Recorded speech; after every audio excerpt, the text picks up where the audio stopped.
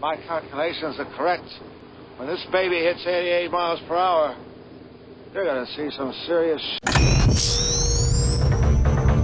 It has begun!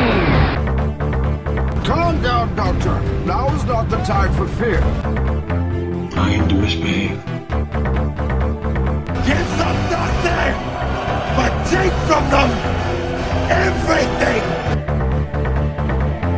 Program complete. Enter when ready. Greetings once again, my friends, and welcome back to Geek News Reviews and Opinions, the podcast where we talk the month's events in Geek. I am your host, Adam Mickelson, aka Drac. I hope everybody's having an awesome day or night when you're listening to this. We're very happy to have you here, and joining me is my usual cavalcade of fellow geeks, fellow awesome guys in general, and let's go ahead and get this on the road. Brinton, Alex, how are you doing now that we have, well, we did technically put June in the rear view a while ago, and we're about to put July in the rear view. So how are you guys? All things considered, I'm doing well. Okay. I can already tell you I am thoroughly burned to a crisp and properly melted, because I had to work the last week or two in 100-degree weather. That was great. I don't recommend it for anybody because it means you are basically going to be drinking a gallon of water. Brinton, how are you doing, my friend? I'm doing pretty well. I can't complain too much. All right. And this is actually going to be perfect for us because the first segment that we have is what have you been playing? What have you been watching throughout the month of June/July? I know that Brinton, you've been very busy in Tears of the Kingdom. Yes, I have been delving deep very intensely into Tears of the Kingdom. I mean, I know there's other people out there who have clocked in more hours than I have. Yeah. However, that's like experimenting with Ultra Hand, where I have been exploring and questing and shrine hunting. So I've just been taking it slow and steady, and which is funny because like a lot of creators out there on Twitch, on YouTube, on Kick and all that, people have been getting mad at them because they haven't just been cruising through the game and like doing a 24-hour session to just nuke through Tears of the Kingdom. Instead, people are basically taking the approach that we are, which is like, this is a Zelda game. We're probably not going to get another one for like 7 years. We might as well enjoy it. Probably not. Oh, Mhm. yeah, for sure. And who even knows what it's going to be like? Yeah, exactly. And I just don't get why people are giving crap and saying like, oh yeah, why aren't you just like busting through this? You have other games to play. Dude, we're not going to get another Zelda for like 7 or 8 years. I mean, it took 6 to 7 years just to get this one. Yes, exactly. And some people have made the arguments that since it started as a DLC package, shouldn't have taken that long. But I mean, I would like to affectionately say that you don't know how video game development works, because just because something started as a DLC pack doesn't mean that immediately it's just a really small game.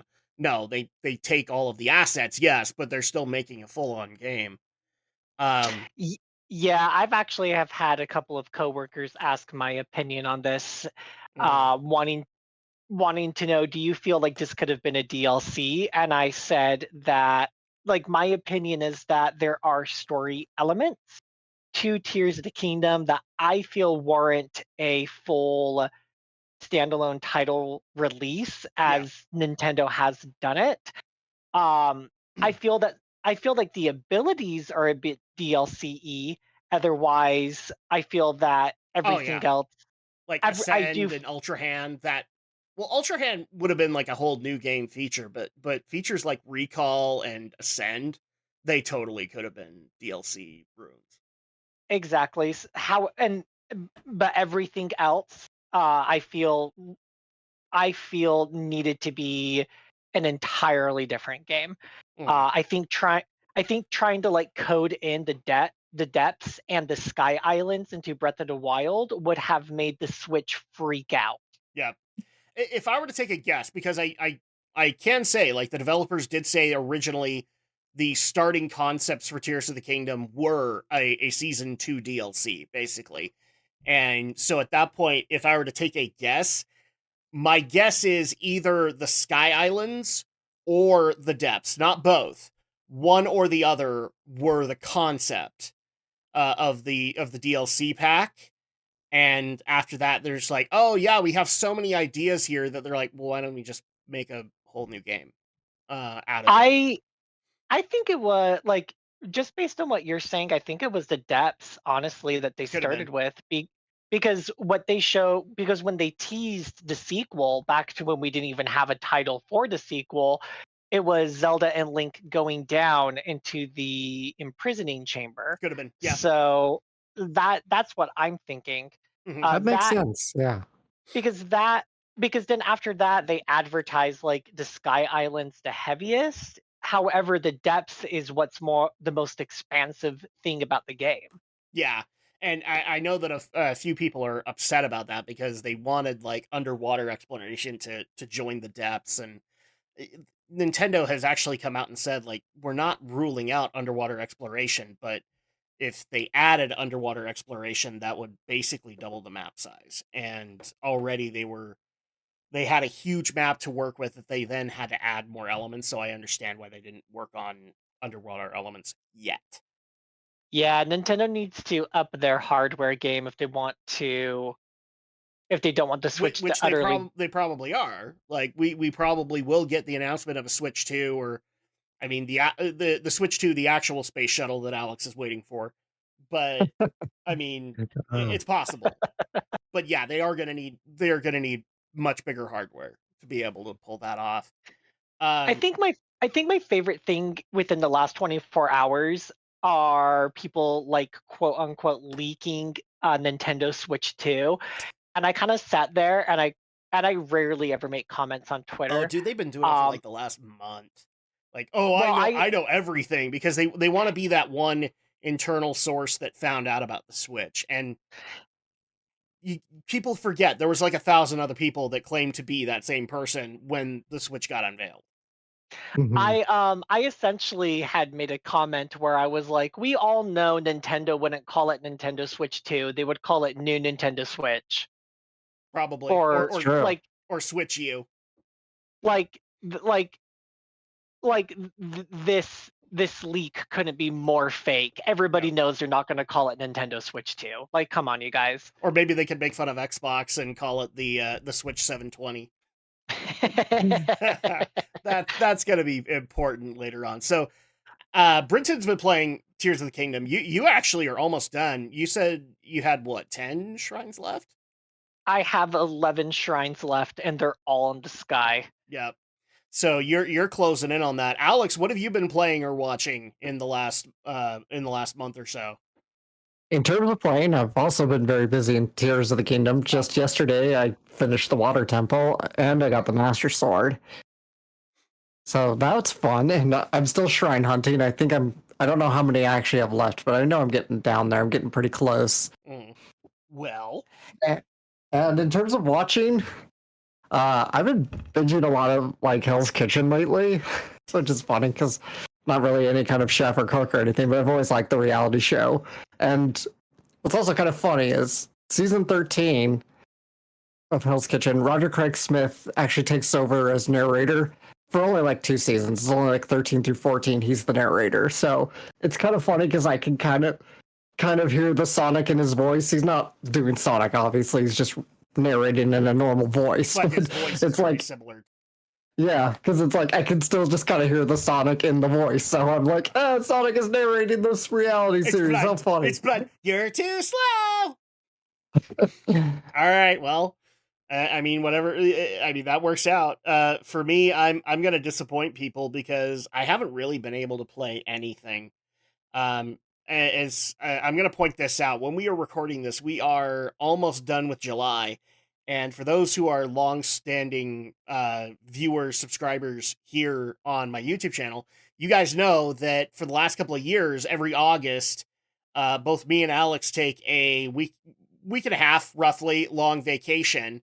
to help recharge the batteries, so to speak. And I have been basically running as hard as I can to get as much content done as I can, so that when we take that time off, you guys have a bunch of podcasts to go listen to, and also getting some live streams over to the Dragon Shadow channel.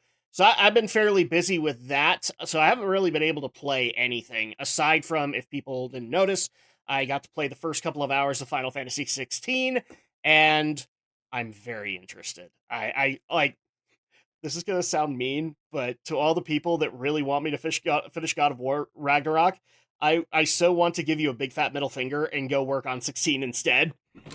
So, just because, like, Ragnarok is interesting, don't get me wrong, but 16, I've been waiting a while for, and once it hooked me, I was hooked. And I just want to see where the story goes, because as I've told Brinton, Final Fantasy is becoming very Game of Thrones.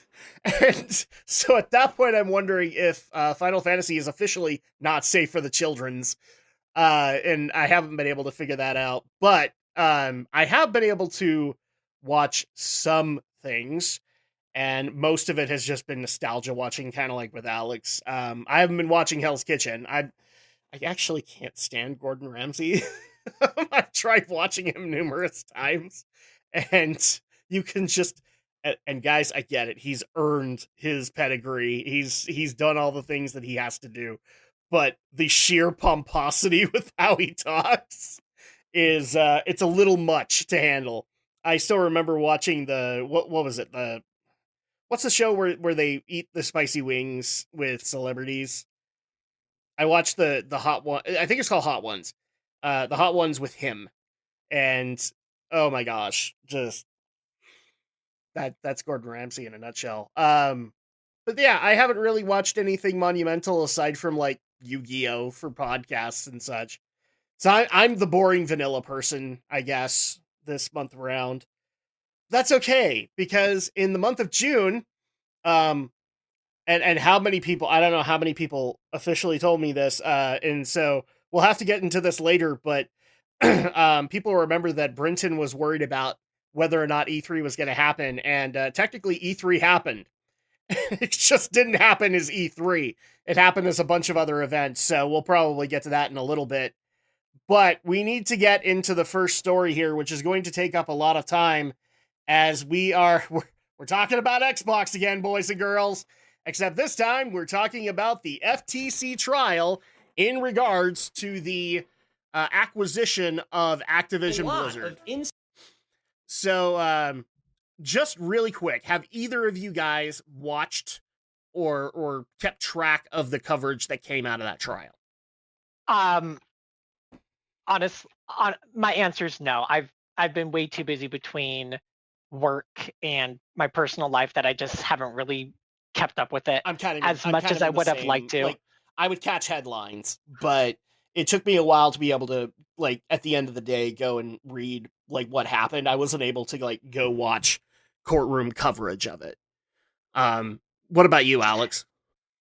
I guess Alex is actually off. He warned me in advance that he was going to go and do the laundry or something like that. So this gives me a chance to then say that, for the viewers who don't know, while you and I were playing through Final Fantasy 14 yesterday, Final Fantasy 14 evening, we did talk about it a little bit. So I am looking forward to expounding upon it. For the love of God, I had one client today. Why am I struggling to talk? I don't know, but that happens. God almighty. Anyway, I've had that happen where like I go and do a bunch of auditions and then I can't talk for the rest of the day. That's super fair. Yep. It feels like your tongue's like had the Novocaine shot from the dentist appointment. It's just not working. Yeah. And so you're and you can't talk. So I totally get it. But go on. Oh no, that was a segue for you to keep going. Sorry. So I was just making in case people didn't know, the FTC trial did commence, and we actually got quite a bit of information gleaned from that trial, especially about Xbox's plans and what they were intending on doing for this console war with the Series X and the PS5. And I also find it very funny that, last podcast, guys, back in May, when Phil Spencer did that podcast and it, quote, admitted he did so much wrong. I found it funny that we basically caught a lot of moments that I would dare say he was caught on the lie detector. He had been deceptive on a lot of the claims that he made on that podcast. And that's really funny because it was a pro Xbox podcast. It was a pro Xbox podcast and he felt the need to lie. So we're not going to go totally into the trial here, like the day-by-day coverage, but I did find an article, thankfully from IGN, that put in, basically summed up all of the big reveals that we got for this trial. The first thing, obviously, that came out of it is a repeat of the podcast, which is basically Xbox had to admit that they lost the last console war. And let me clarify this, because people are taking that as they have lost the current console war. And that's not what they're referencing. They are referencing the PS4, the Xbox One, and ultimately the Wii U/Switch. They are saying that they lost that one. They also even admitted that they lost they basically held up to a 16% share of the console video game market, which was way below the expectations that they had been promising shareholders and whatnot. And it was a lot harder than people expected to see, which at this point, we've already heard this. Like, we know, and I really don't want to hammer it again, is, we were basically saying this because of the way that they advertised the Xbox One. Of course they lost it. And like you said, it's not something we need to hammer out again. If you want to hear what we have said in regards to what Adam is recapping, you can go check out May, the main show. It's up, so you guys can listen to it on podcasting platforms.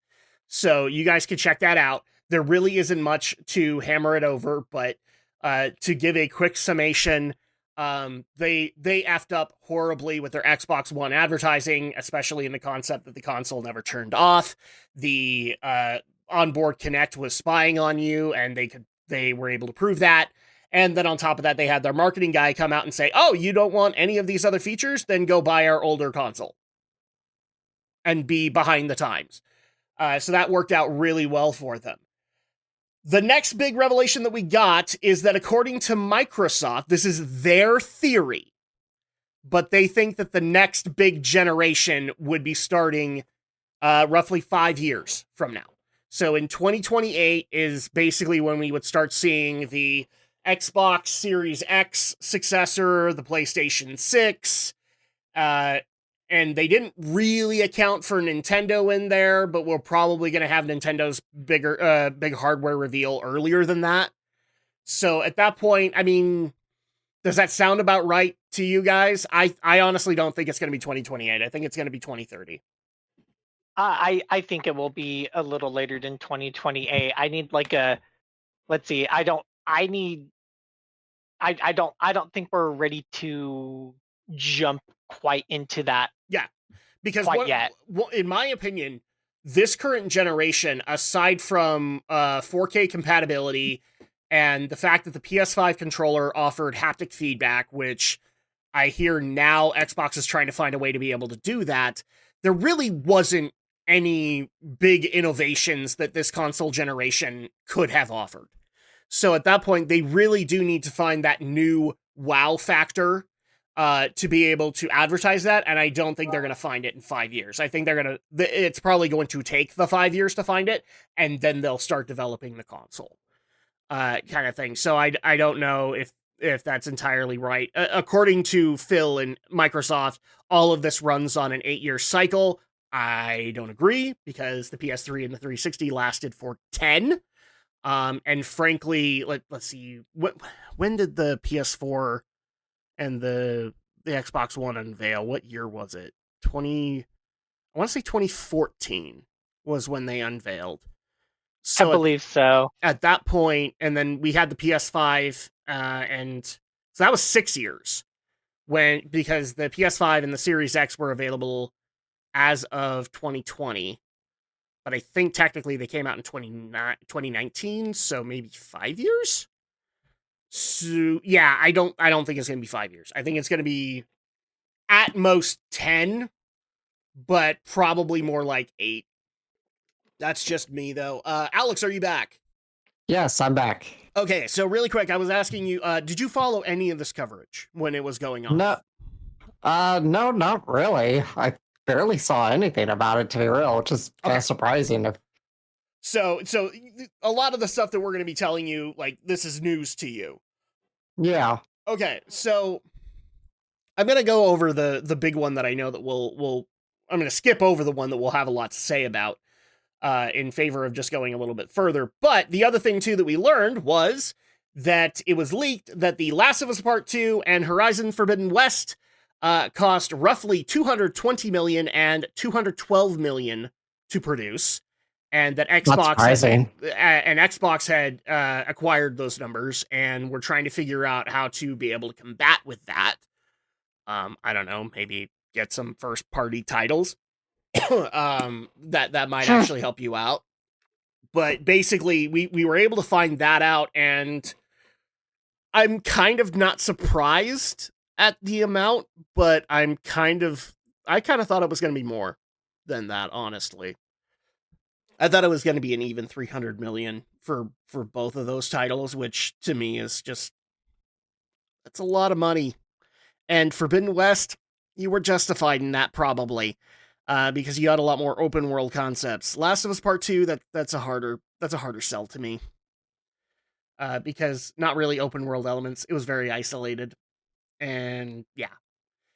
But yeah, 212 million for Horizon Forbidden West and 220 million for Last of Us Part 2. Is that a surprising number for either of you? Not really. Games are so big and expensive nowadays. Yeah, well, I completely believe it. Like, how much did Destiny cost? Isn't, like, Destiny reported to be, like, one of the most expensive video games ever developed? It was at the time, but it has since been dwarfed, and I can't remember the number. I'm sure. Certainly among there. Certainly among them. Definitely in the, geez, what would that be? 9-digit. It was in the 9-digit area. So it's something like that, but it was big for the time. Now we've gone way past that. I can imagine, for sure. I mean, for crying out loud, like, if this is news to people, it's already been internally leaked that Rockstar might have given Grand Theft Auto 6 a record-breaking budget of over $1 billion. So that seems a little unlikely. You know what? Given the current gaming industry, I could totally believe that things inflated that high. $1 billion, though, like, this is Rockstar we're talking about. They'll spend exorbitant amounts on a game that may or may not deserve it. Plus, COVID did cause some pretty big inflations. The economy went through some pretty hard changes, and the standard of living also changed in the last 3 years as well. I can totally imagine that budgets had to increase to accommodate for things such as paying employees and that paying will affect actors. It. But remember that Rockstar isn't in California. I believe they're in the Upper East Coast. Is where their main headquarters are. So property values and things like that will affect it, but not as much as, say, California or having a studio based in, like, Maryland. They're actually in New York City. Yeah, okay, there you go. Well, based in New York City, so yeah, it's going to affect them. Yeah, but I'm going to say 500 million, $500 million. I think that seems more likely. I mean, like, even the most expensive Hollywood movie that loses a ton of money has never cost $1 billion, even adjusting for inflation. Still too much for me. It's still too much. I'm totally agreed here. Like, I'm sure it's expensive. I'm going to say somewhere maybe like the 500 million range. See, because okay. I think you've got merit, but here's why I do think that the billion budget is justified. Because not only did Grand Theft Auto 5 came out, and that was the last big one that they did, they also launched Grand Theft Auto Online via 5. And I've since heard that 6 will do a revised version of Grand Theft Auto Online. So this would be Grand Theft Auto Online 2. So at that point, I could easily see what you're saying. 500 million for 6 as a game, and then another 500 million for Grand Theft Auto Online 2. I could easily see that. All right. Brenton, we cut you off. What were you going to say? Oh, I lost my train of thought, but you're totally fine.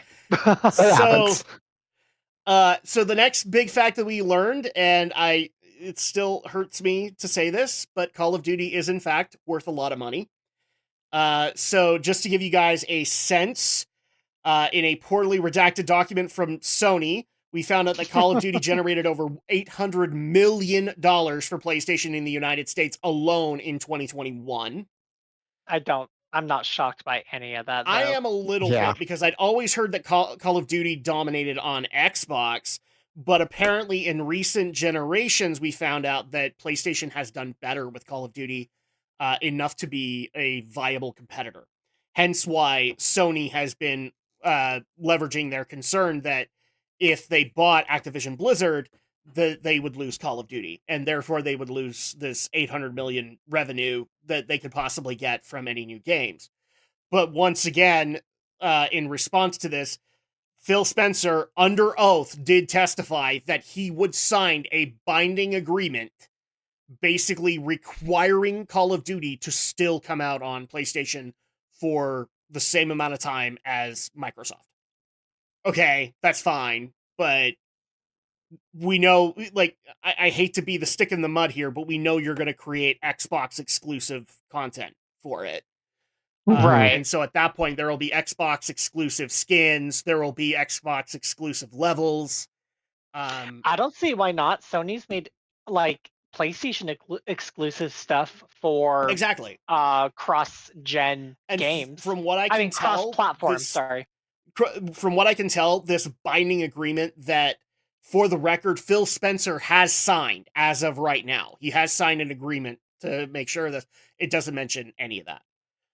So at that point, since it's not in the contract, he could totally do it and basically make the Call of Duty fans rush back over to Xbox if they want to, or if they need to. So at that point, it's great and all that you want to make that oath, but we now know that Call of Duty isn't, and again, it hurts me to say it, it's worth a lot of money. So at that point, it would actually hurt PlayStation if you completely removed it after this binding agreement, which I don't remember how long it is. It's not that long. It's like 5 to 7 years. So at that point, like by the next generation, Phil could easily come out and say, yeah, the next Call of Duty will have a 1-year agreement to being Xbox exclusive, and then the PlayStation version comes out. I can totally see them doing that. Kind of like with, if people remember when Rise of the Tomb Raider happened. I was just about to say that. Yep. And actually, I waited till it came out on PlayStation, and I also played it on Xbox, and I liked it better on PlayStation. And for all the people that said that weird agreement would never happen again, obviously you haven't been paying attention, because Octopath Traveler had a similar agreement where they could only be on Switch for a while, and then they launched on Steam. That's any PlayStation exclusive has that, and then they eventually have their PC releases. Those agreements still exist, and they are very much being utilized to be able to have that exclusivity and then advertise to a broader market to try and bring that market into PlayStation for the upcoming sequel. And always, I don't know if you guys have noticed this, like, as soon as they announce that, I don't know, God of War 2018 is coming to PC, that's when we get a Ragnarok trailer. It's marketing, people. So that being said, and this is where I get to hand a big fat I told you so to the internet, because Jim Ryan, who is the PlayStation boss and brought in for this trial, did in fact not confirm on his end, but it was pretty much confirmed after it was stated that Starfield's exclusivity was always going to happen.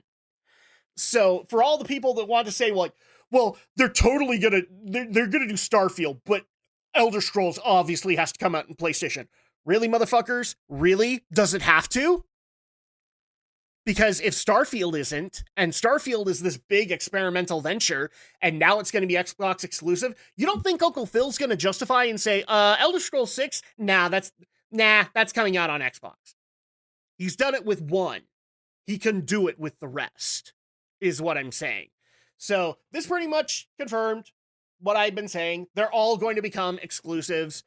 I've even heard that if Activision Blizzard becomes finalized, that they would probably try to do something with Blizzard games to be able to make sure that they come out for Xbox and PC first, and then go to PlayStation and Switch and all the other places. Because of course they will. So, we also found out that Elder Scrolls 6. I actually was explaining this to Brenton last night. Yeah, this one irks me quite a bit, if I'm honest.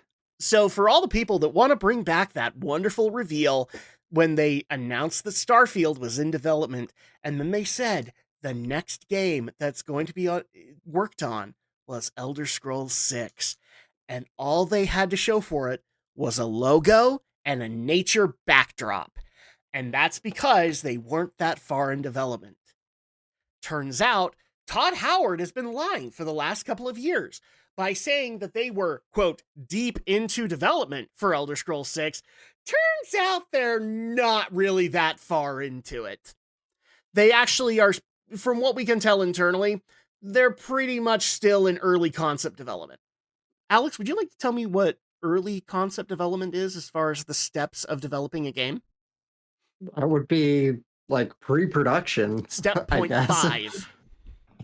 It's not even step 1 yet. Step 1 is you have an idea. Now you can actually start developing it. No, they're still drawing away. Do you want to know what this reminds me of? I don't know. Brenton, maybe, can you think of a game that did this before and it didn't work out so well? Off the top of my head, I can't quite say I remember. What's coming to my mind? It was a BioWare title. That's right. Oh, Anthem. Oh, duh. Sorry. Anthem right, about this. had this problem. So basically what that's telling me is they're going to rush the fuck out of Elder Scrolls 6, and it'll be a bug-ridden mess. Like, you know, that's the only thing Todd Howard knows how to make anymore. So, since you said that this hurt you especially, Brenton, your thoughts on the fact that Elder Scrolls 6 is way further off than you thought it was? It just perpetuates the problem in the video game industry and what we as gamers get to continuously have to deal with unending. The fact that there's these big AAA quote unquote billion-dollar games that are being produced and they're not really being produced. No. And because of that, we just continue to get quote unquote billion-dollar AAA games that are unfinished, bug-ridden, day one, that are just going to continue to increase in price over time. So $70, $80, $90, and it's literally for nothing. And I think it's just a gigantic slap in the face to us as the gamers. It makes me want to be even especially more selective of what I want to purchase from now on. And additionally, it just perpetuates what I've been saying for the longest time. If Microsoft wants to compete with freaking Sony, then maybe they should be going after game studios, cough cough, not Bethesda, that's actually going to put out games that can compete with freaking Sony. And Elder Scrolls 6 ain't gonna do it. And I honestly hope that Starfield is good, because that's going to be the end of Bethesda and Microsoft if it's not. Oh, I'm guaranteeing you, if it isn't, then that pretty much is Bethesda. You make nothing but exclusives at this point, because Uncle Phil is going to look at how much money was spent on Starfield, and if it does not deliver in the numbers that they require, he ain't going to be happy, bottom line. And so at that point, you're going to have a lot of people very disappointed. And frankly, I'm going to be honest here. I think Starfield is going to be the next Cyberpunk. I really do. I think it's going to be the biggest hyped mother effing thing, and it's going to turn out to be nothing but a slog fest and nothing but trash.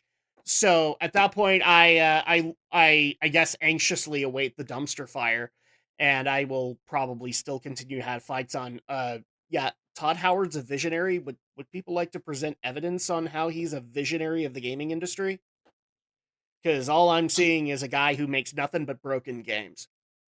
I'm sure somebody could tell you a time when he was, but it wouldn't be answering your question. It would be half answering it, because the answer you would get would be, well, this, and this. And it's like, yeah, in his prime, but we're asking now, 2023. Oh, and even in that argument, I know a lot about Todd Howard, and I would argue that even in his prime, he wasn't that great. So at that point, I would love to have that argument with people on Twitter, because I would argue that there's a reason that he basically stuck into the job that he was. And the fact that he had one lucky game, which was Elder Scrolls 3, mind you, everybody, that was able to sell really, really well, that's why he's the, quote, visionary. He had one success, okay? For as much as I don't like Neil Druckmann, can I actually say that he isn't successful? No, because financially, The Last of Us and The Last of Us Part 2 did well. But here's the thing, is that, yeah, you can have financial successes. Doesn't mean you still didn't create a turd. And in Todd Howard's case, he's created numerous amounts of them. And in fact, one of the things that I would actually love to see with Phil as soon as Starfield comes out is he immediately creates a QA division within Bethesda and gives them more power than that. That would be amazing to me. But that's just me. So moving on into the other stuff that we have, I love the fact that this was something that the lawyers decided to highlight, but basically having all of the talk of exclusives and how, quote, multiple industry figures all took the stand and said they are, quote, not big fans of exclusive games. Yeah, sure. And but Alex, they were serious, because the major quotes that IGN found were when they had the testimony of Activision CEO Bobby Kotick and Microsoft CEO Satya Nadella. Oh, noes! You don't think people still lie on the stand, people? Of course they don't. Of course they love exclusives. It means people buy their console exclusively to play this game. They love it. So at that point, I literally listened to some of the testimony of Bobby Kotick, and I was just like, dude, slap him with fines every single time he lies. Like, he should be getting like an $800 to $1,000 fine every time he lied on the stand. And guys, he would be paying more than $10,000. Easily $20,000, I would guarantee. So at that point, yeah, they're not fans of exclusives. And then also pointing out that this was actually from Kotick's testimony. You would alienate over 100 million monthly active players. Half of them play on phones, but the rest of them play on computer and PlayStation, and you would have a revolt if you were to remove the game from more than one platform. Doesn't stop you from doing it. It's true. Yep. Doesn't stop them. It doesn't stop them, because they know that people, unfortunately, Blizzard's first rule, people are stupid. If they want the next Halo game, they know they have to buy an Xbox to get it. Exactly. That's the justification. They know that they're going to have to buy an Xbox, and so at that point, they're already planning in their heads, okay, I'm going to have to pay out $500 for an Xbox at some point. Microsoft wins! Everybody wins the console war! Because all they have to do is come up with an exclusive title that people are anxiously waiting for, like, I don't know, Spider-Man, and then it sells PS5s. I wonder why that equation works. Curious. It's almost like Nintendo's been doing this for decades. Yeah. And they do it really well. They do it really well. Because I actually have heard that Phil has talked to Nintendo people officially about like bringing older games onto Xbox platforms. And guess what Nintendo said? No. No. No. Just simply no. We're not even going to consider that. So we also had I love that this was supposed to be such a stinging concept, but Bobby Kotick also was on the stand and was asked about his viewpoint on the Xbox Game Pass. Because if Activision Blizzard were to be acquired, they would now be interacting with the subscription service. And apparently this was damning evidence, but this was his quote. I don't agree with the idea of a multi-game subscription service as a business proposition going forwards, but we can agree to disagree. Of course he's going to say that, because when it comes to the Game Pass model, you got to consider Activision Blizzard is still considered third party at this point. Game Pass doesn't bring an advantage to them.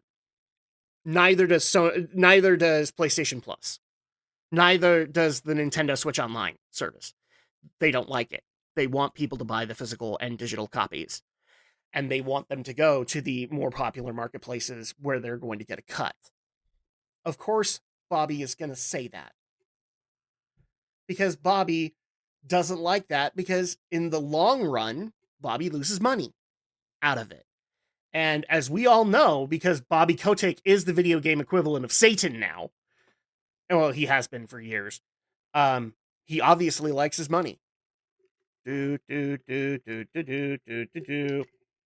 case people didn't know that. I did also like in his testimony, though, he was brought up, or it was brought up that Activision Blizzard didn't really support the Switch right off the bat. And even Bobby Kotick had to admit that was not a good idea. Because he basically said that the reason that he had not done that was he basically thought the Switch was going to be another Wii U. And so at that point, since he'd already thrown a couple of games the Wii U's way, they didn't really work out, he wasn't really invested in the Switch.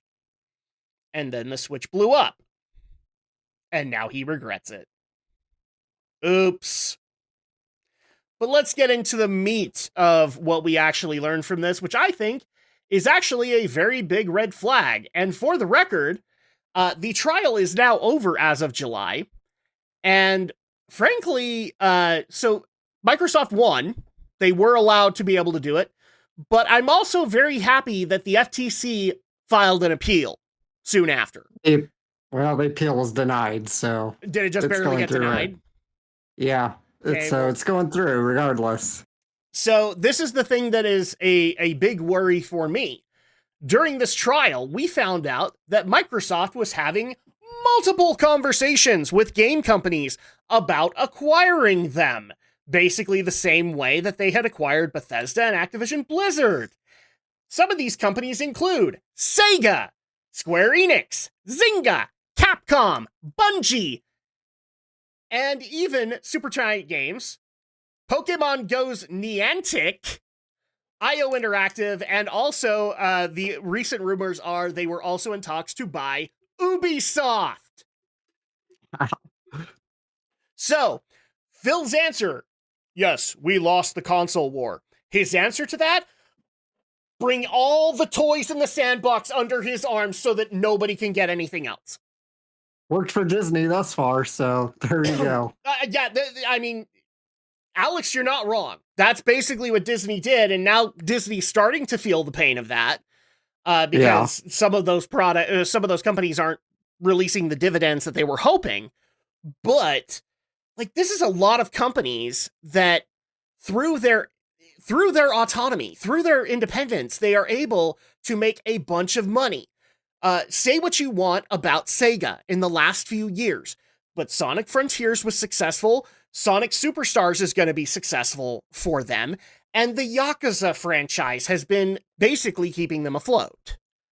So at that point, Alex, what do you think is going to happen when it becomes an Xbox exclusive franchise? No, I don't agree that Phil Spencer is going to sign binding agreements for every single one of these companies.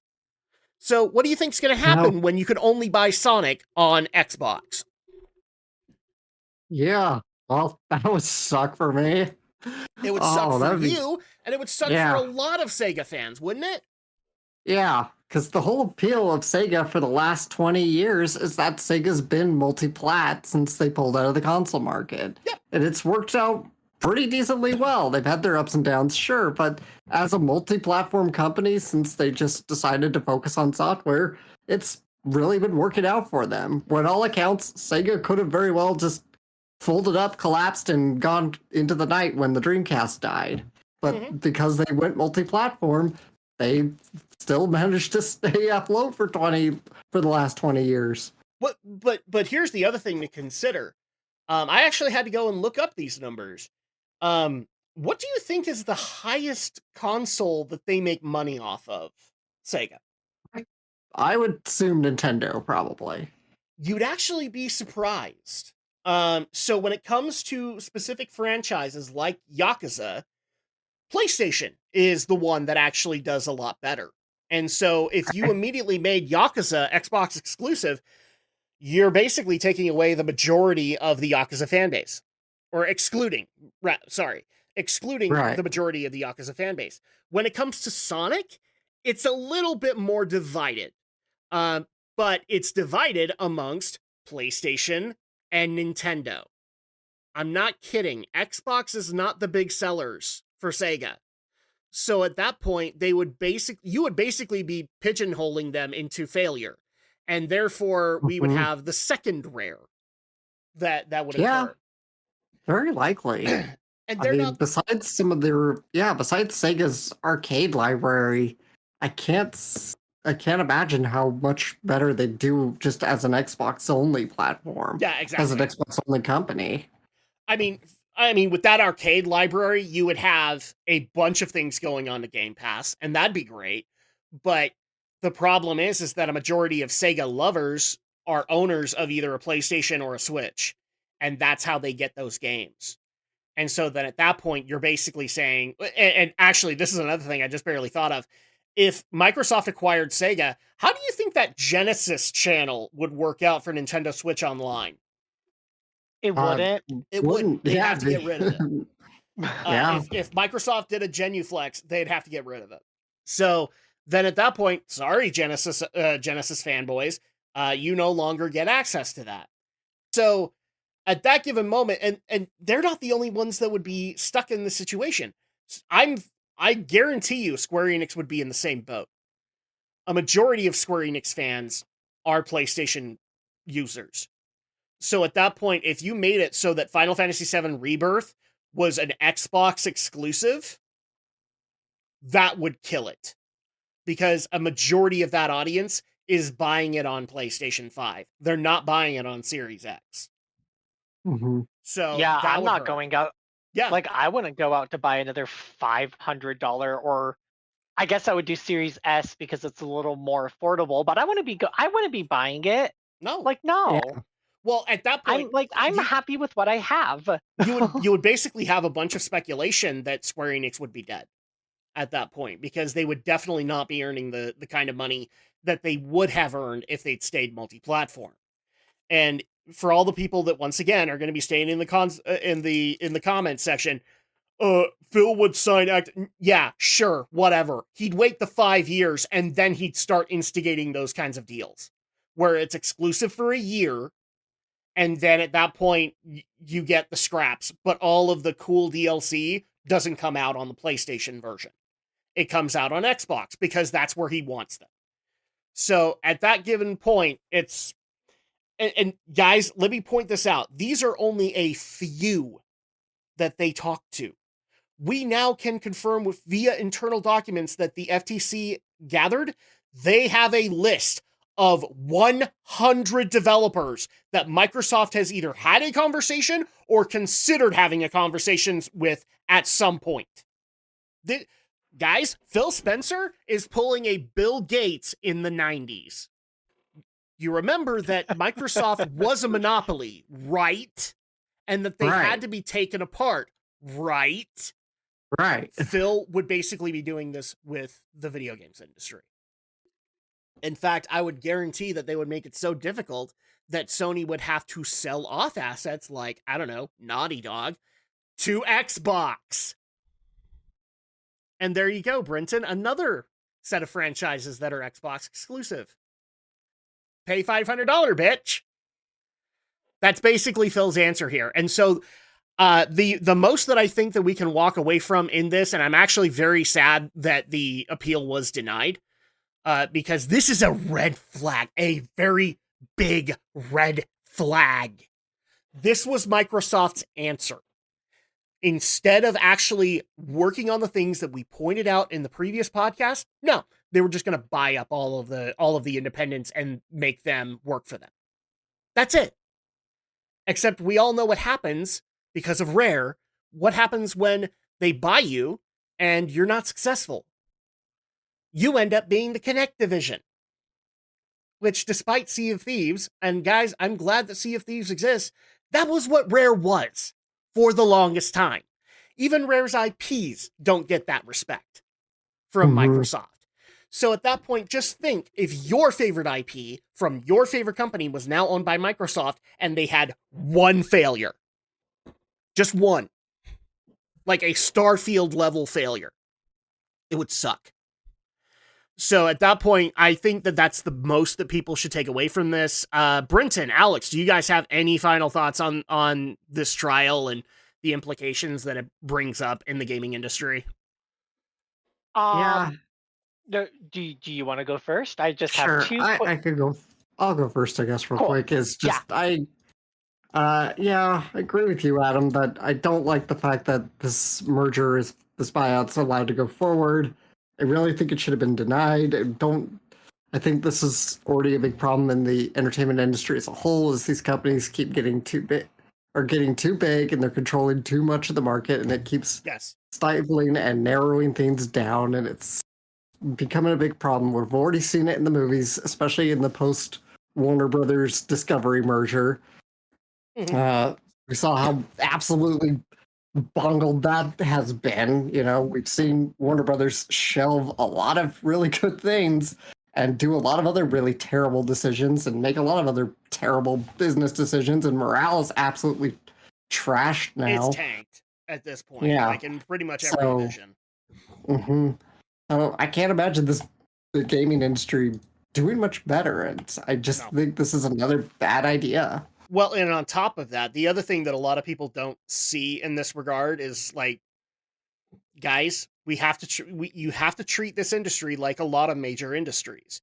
Once somebody does a big action, like, say, buying Bethesda, it becomes for lack of a better term, an arms race. And I've seen a lot of analysis that I tend to agree with, that let's just say for the record, or for an example, Microsoft buys Sega. How does Sony react to that? Well, obviously, they're probably going to go and buy Square Enix and buy Capcom, because they have to respond to Microsoft in kind, which then elevates Microsoft, and then we have this problem happening regardless, and I'd rather not have it happen.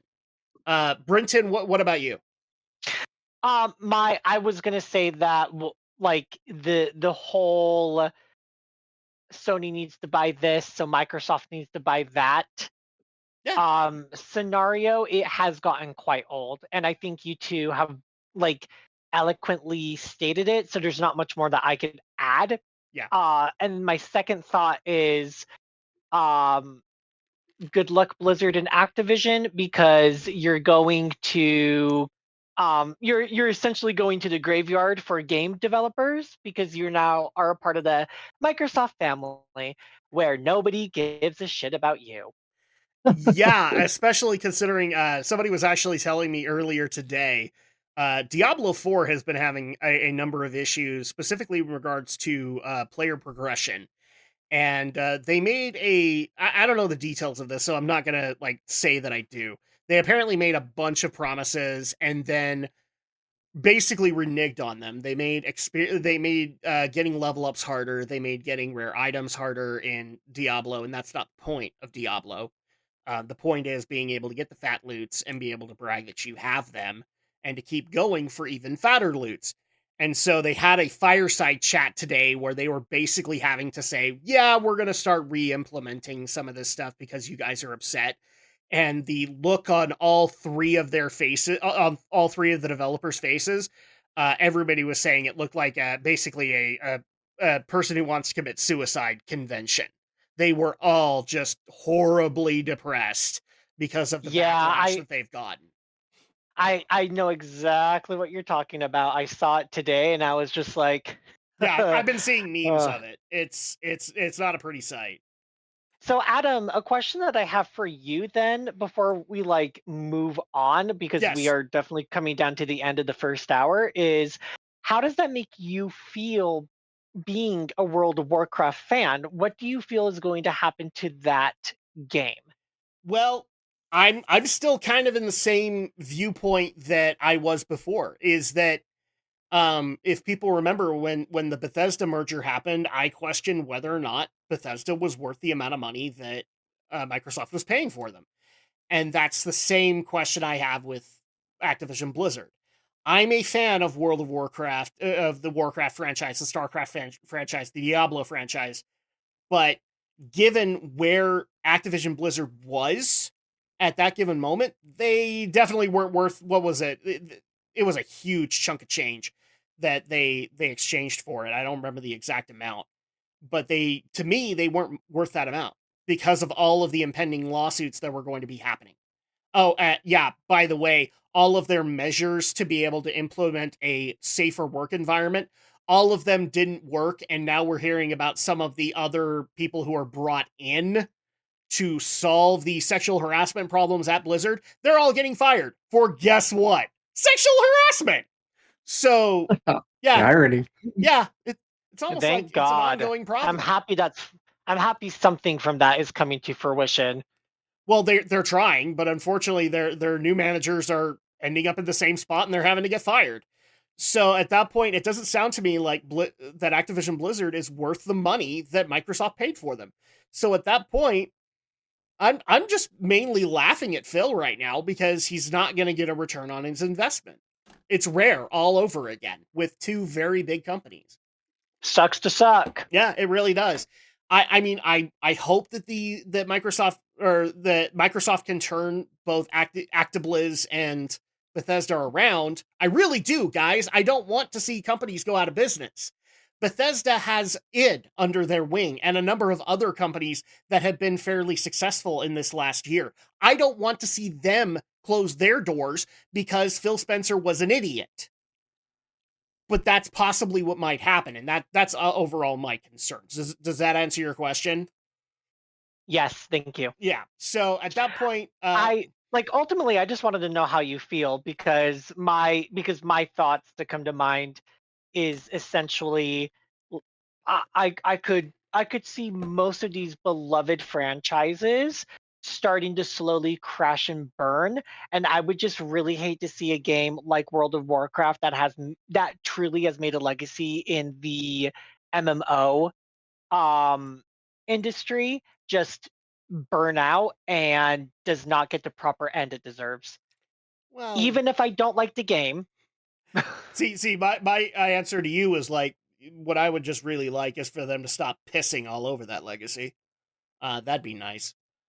Because... And I feel that's what's going to happen. And it is not, I mean, World of Warcraft has had its ups and way more downs in the last several years. Yep.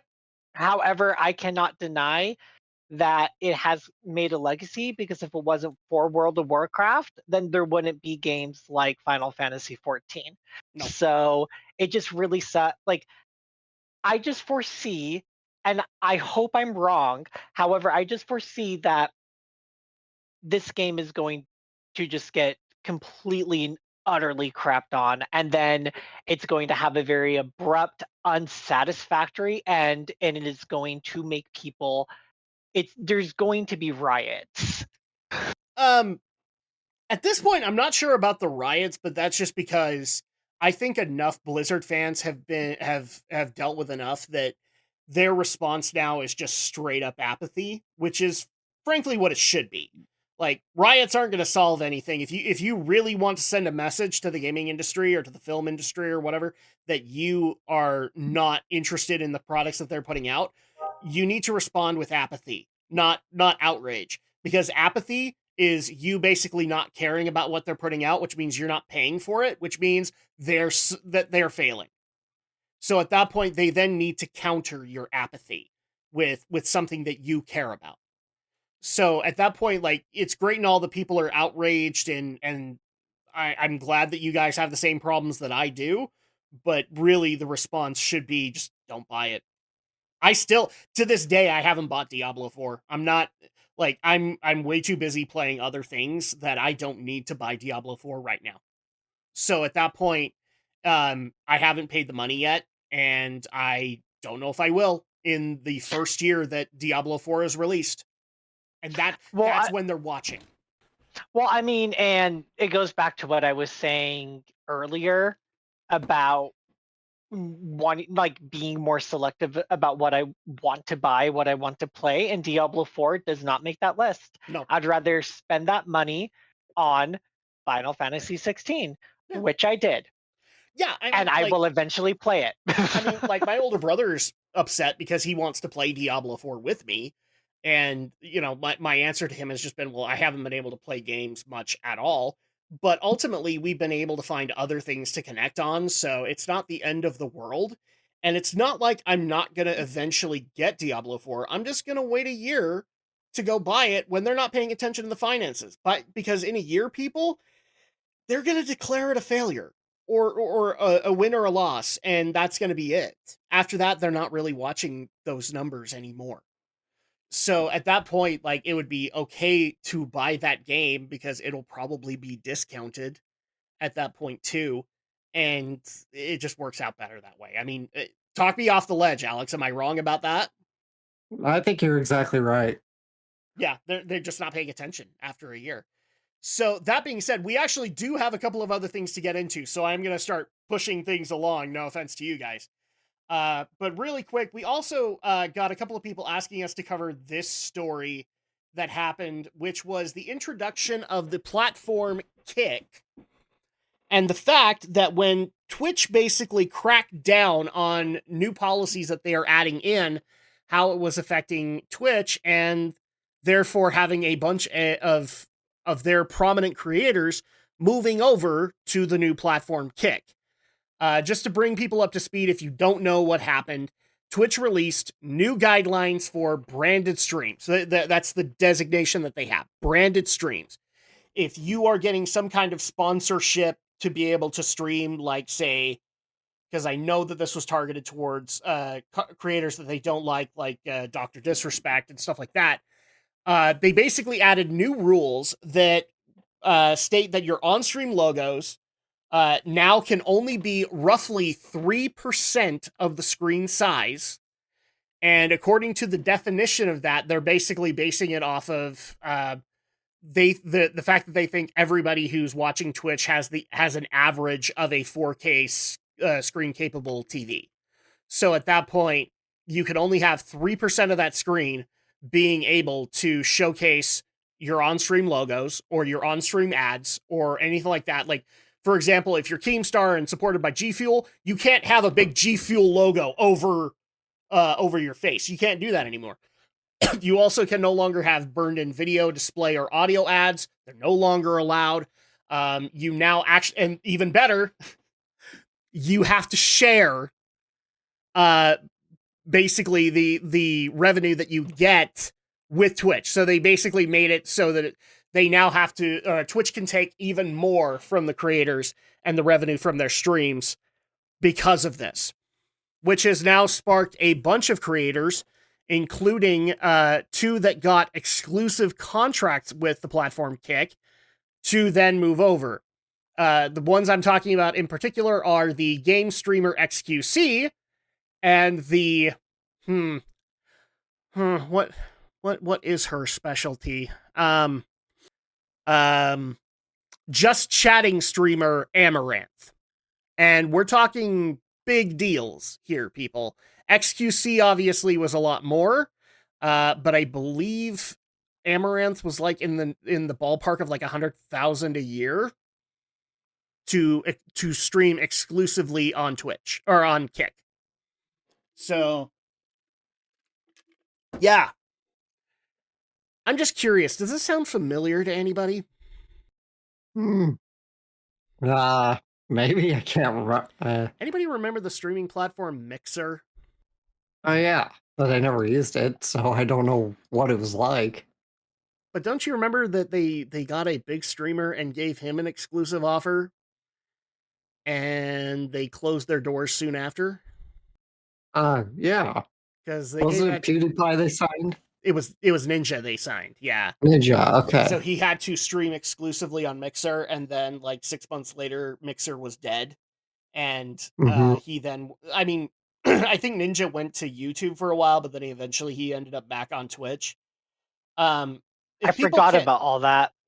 If people did forget about that too. Yeah, well, I mean, that's the internet now. We forget that these things happen all the time. What I'm basically trying to tell you guys is my opinion on this is that, I mean, I'm all for trying new platforms because I do think that Twitch and YouTube to an extent are tyrannical overlords. And so at that point, if there is another streaming platform out there that's willing to give me a lot of leeway, I would totally talk to them. And that's kind of my viewpoint here, except for the concept that they're doing all the same mistakes that got Mixer killed in the first place, and I think even DLive died in the same way. So at that point, yeah, it's I don't think this is going to affect things too bad. I mean, I'll go stream on Kick. I don't have a problem doing that, but I don't think it's going to be as big of a. I don't think it's going to override Twitch. Let's put it that way. What's you guys' take on this situation? I doubt it's going to last as long, because none of the other video streaming site clones have lasted. YouTube and Twitch have remained the two big players, so... The one I'm willing to give credit to at least a little bit is that Rumble seems to be pulling out the numbers to be able to survive. So at that point, that's good for them. However, the metrics that I've seen with Kick, it hasn't hit that point yet where it can survive on its own if Twitch was to suddenly up and die, you know? And so at that point, it's great and all that we have a new streaming platform, but it's not really going to change the landscape, I don't think. Brinton, what about you? I don't think there's any more I can add to that I can add to this. And additionally, I don't like my contributions to the internet is what I'm currently doing right now. So yeah, exactly. I mean, like, are you're probably not even a dedicated Twitch watcher, are you? No, not really. If you're gonna watch a live stream, it's probably gonna be on YouTube. Yeah, pretty much. I have my career, so yeah. I do this for fun because this is fun, and I get to spend time with two best friends. So, I mean, like, I'm not happy that Twitch is cracking down on their creators. I don't think that's a good idea. But yeah. I guess one thing that I could say, and sorry to interrupt you, Adam. No. I guess one thing I could say is that obviously there are people whose careers are online. Just because I can kick back and say I've found mine and it does not include the internet is very rude of me. There was another word I wanted to use, but it's rude of me. It's definitely going to hurt a lot of people, those who are starting out, those who are gaining success, and those who are already very successful. Yep. And it just shows it affects us because we're kind of on that low end of the totem pole as well. So it's not like exactly. YouTube's going to be going out of their way to be able to work something out with us or this podcast, but they wouldn't really want to anyway, because at that point, like, even Twitch is now kind of showing that they really aren't creative friendly anymore. They really just want to do like what YouTube is doing now, where they have, advertiser friendly stuff from the Tonight Show or whatever, and instead of having Dr. Disrespect on their front page, Yeah. It just goes to show you like how crazy this particular part of the entertainment industry is. It's just it it changes way more than all It the does. changes that go on with my government job. You literally can see online content creators bloom and die within the first day. Like you can actually see that in a lot of these, and it's sad, but it's true. I mean, I'm glad that the avenue exists, because I do think that other other ways of being able to get media is kind of crucial in this day and age when our mainstream ways of getting that media aren't necessarily giving us their 100% effort.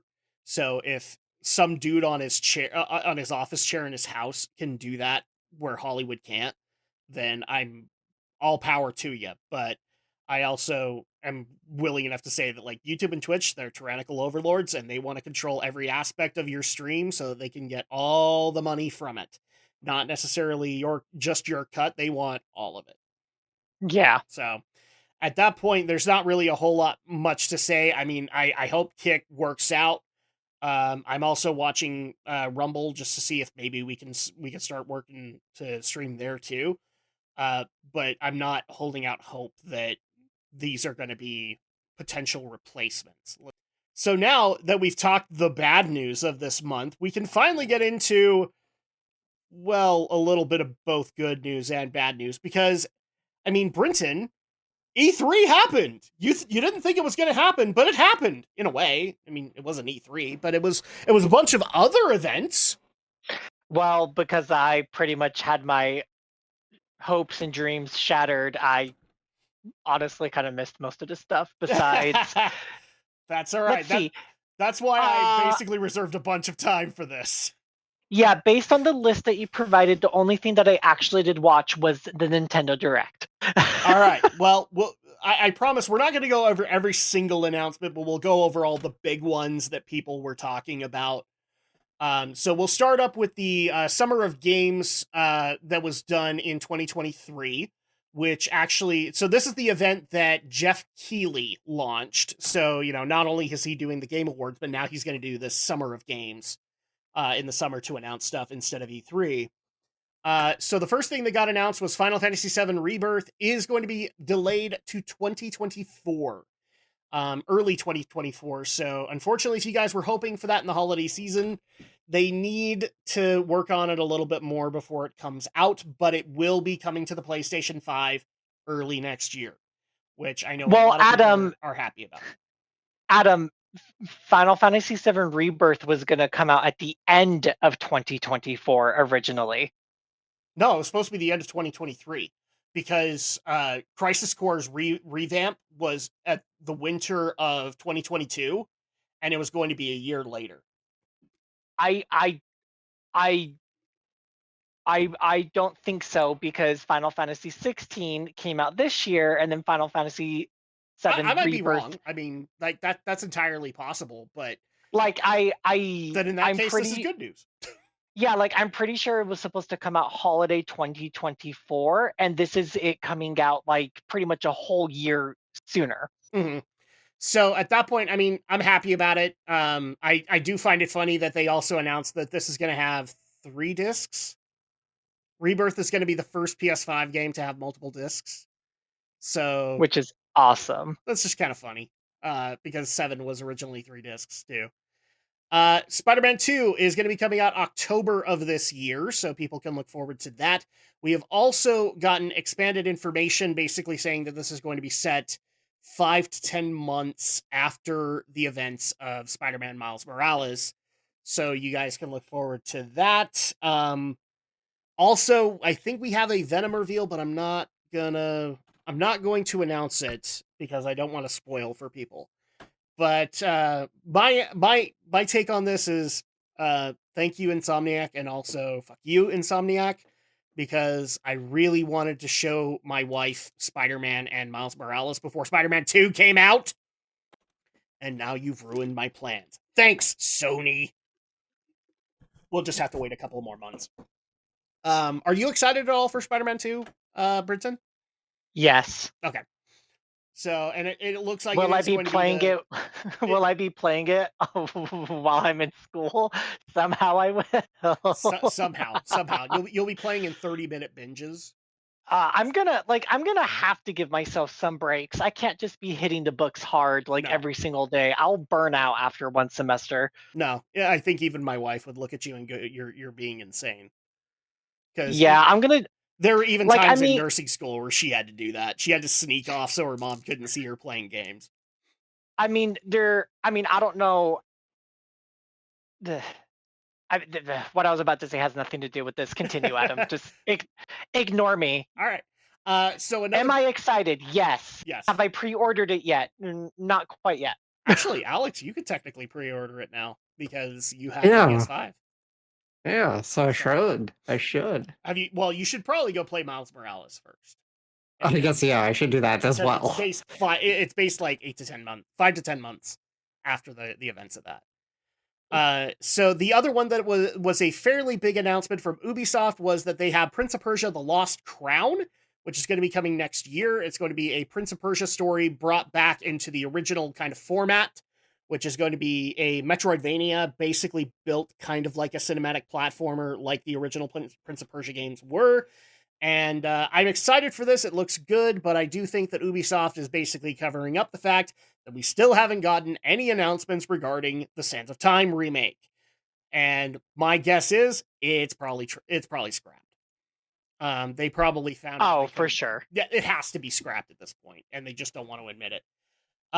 We also did get some details for Mortal Kombat 1, which I know that I'm going to piss people off. I'm not excited about because it's in the same style as Mortal Kombat 11. I don't really like a lot of the models in it. I don't think you have to go super realistic. And this is going to be basically a reboot of the entire franchise. Oh, goody. So at that point, and even better, the graphic fatalities as well. That's going to be great.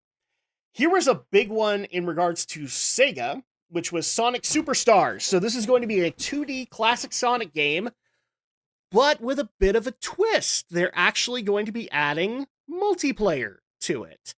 You are actually going to be able to play as Sonic, Tails, Knuckles, and Amy Rose. Not all at once. I think it's only 2, but the fact that they're going to do a classic 2D Sonic game where you can have multiplayer and it's not linked up to the horribly broken miles tails per hour is actually a good thing in my opinion. And you've seen the trailer, Alex. You obviously are excited for this. Yeah, looks great. Yep. Alan Wake 2 got a release date of October 17th, which they did also unveil gameplay for it, and it's looking very good. So much so that I'm finally going to have to pick up Alan Wake. I still haven't played that series. And now I'm interested because I want to play Alan Wake 2. We also got the reveal trailer for Like a Dragon Gaiden, which is the spin-off series of Yakuza, because now we're going to have Yakuza and Like a Dragon be their own franchises. So that'll be interesting, and people got to see that. We also got to see the official unveil of John Carpenter's Toxic Commando. Yes, this is a game that he's been working on based off of Toxic Commando, and it's going to be a first-person shooter that is basically an ode to 80s action and horror, you know, when John Carpenter was big. So, for those who don't know, Toxic Commando was an old property that John Carpenter was able to acquire. So that's actually really cool. We also got Sandland, which is going to be the first Bandai Namco game in a long time where Akira Toriyama is specifically brought in to do the art for it. We don't know much about it. They basically did a very vague reveal of it, but it is interesting to see Akira Toriyama helping out with a new IP after all this time. And from what I can tell, this is his property. He came up with it and he sold it to Bandai Namco. So that's going to be great. Awesome. Awesome. We also got the Lord of the Rings Return to Moria got a release date, which is going to be this fall. It's basically a survival crafting adventure game based in the mines of Moria in the fourth age of Middle-earth. So you guys can look forward to that soon. Final Fantasy VII Ever Crisis. Now, I kind of want to get into this a little bit because I have a little bit of a beef with it. Ever Crisis was supposed to basically be the Final Fantasy VII remaster that a lot of people were asking for. It was going to bring Final Fantasy VII up to modern standards, but it was still going to be a classic JRPG and follow the original story of Final Fantasy VII. They announced a closed beta, and we have since had some reveals from that closed beta, and that is now officially not the case. They are going to be implementing storyline changes in Ever Crisis as well. So at that point, my only question is, where is my Final Fantasy VII remaster? That's not just my question, that's a bunch of Final Fantasy VII fans' question. Because this was supposed to be it, so I'm a little disappointed by that announcement. Let's see, we also got Season 4 of Call of Duty Modern Warfare 2, but we don't really care. Path of Exile 2 got officially announced, so that's really awesome. Lies of P, which is basically, for lack of a better term, it is going to be the spiritual successor to Bloodborne. It's basically like a Pinocchio steampunk kind of feeling, but it very much feels like Bloodborne, and it will be coming out in September. So people can look forward to that. I'm actually looking forward to it because it looks really good. Let's see. We also got Nicolas Cage coming to Dead by Daylight. I don't know why, but I guess they just really wanted Nicolas Cage. He probably needed. He probably needed to pay a bill.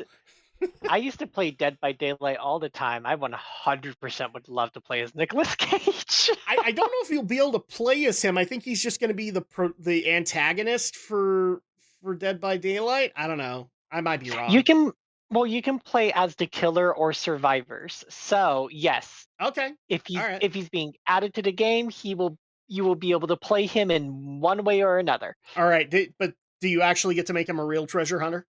Not in this game. Oh.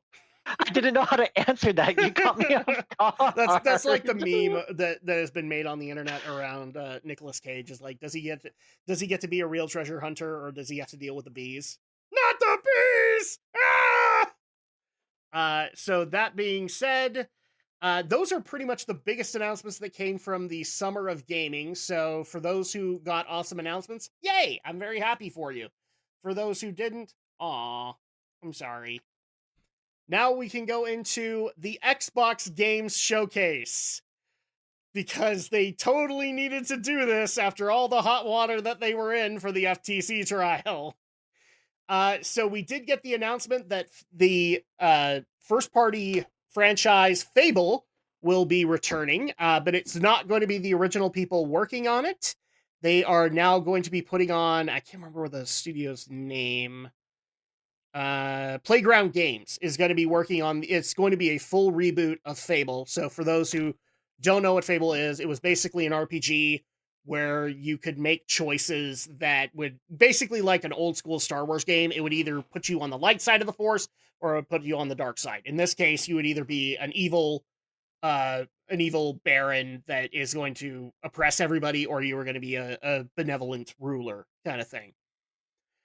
We also got the first look into Cyberpunk 2077 Phantom Liberty DLC. Now they get to work on that.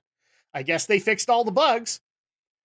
So we also got the announcement of the 1 terabyte Xbox Series S. Yeah, by the way, in case people didn't know this, I think it was the base bundle for both the Series X and the Series S at their initial price points. I think it was still 500 gigabytes each. Huh. So now you can put a 1 terabyte hard drive in there. I'm glad for you. PlayStation did this too, and I wasn't happy about it. Because my PS5 initially, I think, had a 500, no, it was my PS4 had a 500 gig, and I had to upgrade it. So there you go. We also got the first unveil of Starfield, and given that you were interested in it, Brenton, what are your thoughts on the reveal for Starfield? Oh, I didn't watch it because I don't care anymore. There you go. Kept it too long. Kept you waiting too long, right? I guess so. Well, now with this trial, it doesn't look like it's going to be good. I don't think it's gonna be good. I don't have any high hopes for Bethesda But Brinton, anymore. it's supposed to be Elder Scrolls, but in space. There's other Elder Scrolls-esque games in space that are Yeah, really good that you can play right now. like Mass Effect comes to mind. The Outer Oh yeah, the Outer Worlds. Worlds that's made from the actual creators of Fallout. I forgot Yeah. about that one. I watched my ex-husband play that for a while, and that was charismatic and beautifully done. All right, well, and that's actually on my list. I actually do want to play it at some point because I don't know if I can play the original Fallout games. They're a tad too complex for me. Ubisoft announced their Star Wars game, which is Star Wars Outlaws. It's going to be coming next year, and it's going to be following a plucky, female, independent, strong woman bounty hunter, smuggler, something.